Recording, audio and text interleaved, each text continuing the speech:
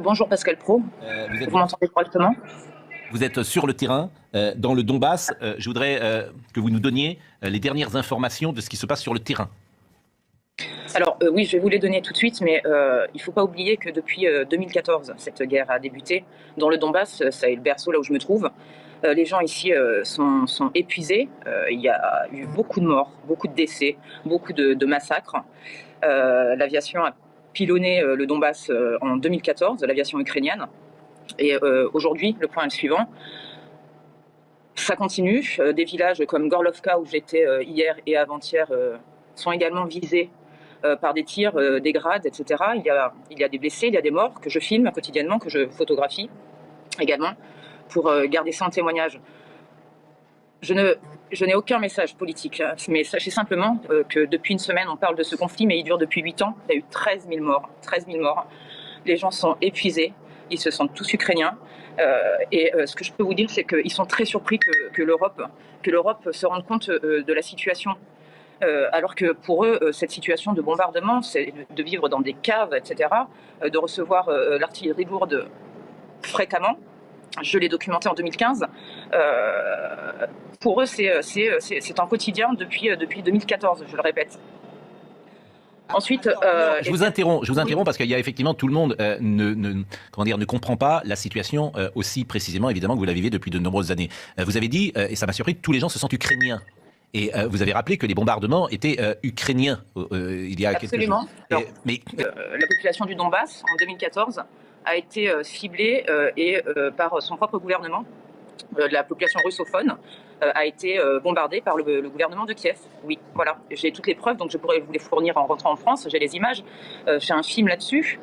C'est incontestable. Mais aujourd'hui, les bombardements ou les exactions, elles sont russes ou elles sont russes ou elles sont ukrainiennes? Du côté où je suis, elles sont ukrainiennes. Les Russes sont au cœur du pays. Et côté Donbass, donc près de la ligne de front, à Lugansk, où je vais bientôt me rendre, c'est l'armée ukrainienne. Je suis désolée de choquer tout le monde. Non, pas du tout. Et je ne prends pas parti. Et je ne défends pas Poutine. Hein. C'est simplement, moi, je suis au plus près des civils. J'étais l'an dernier en Arménie. Je ne prends pas de position. Simplement. Ce que vous dites est factuel. Ce que vous dites est factuel. Et le ces populations aujourd'hui a bombardé sa population. Les enfants ont vécu 8 mois dans des caves. Le film que j'ai fait en 2015 est une preuve de tous ces crimes de l'humanité. J'assume et je vous invite à le regarder. Hier, j'étais avant-hier dans une école. 2 institutrices ont été coupées en deux, le corps coupé en deux. Je rencontre j'ai mis des photos sur mon mur Facebook, des babouchkas, parce que les gens qui n'ont pas, les plus âgés, les retraités, n'ont pas pu quitter la zone. Donc les civils sont touchés, soit par l'artillerie lourde, soit par des grades. Enfin bon, je suis pas une spécialiste de l'armement. En tout cas, je vous confirme qu'ici, dans la région du Donbass, côté russophone, encore aujourd'hui, ça bombarde. Hier, Donetsk a été touché. Et c'est évidemment le pouvoir central ukrainien, selon vous, qui déclenche ces bombardements. 13 000 morts depuis 2014. 13 000 morts depuis 2014. Des chiffres, le 26 mai, le gouvernement de Kiev a bombardé sa population. Monsieur Bernard-Henri Lévy, vous la voyez cette photo? C'est celle que j'ai prise avant-hier. Donc voilà ce qui se passe dans le Donbass. Donc je suis d'accord avec vous, il faut arrêter cette guerre. Et regardez cette institutrice, vous la voyez là, coupée en deux. Ça, c'est les forces ukrainiennes.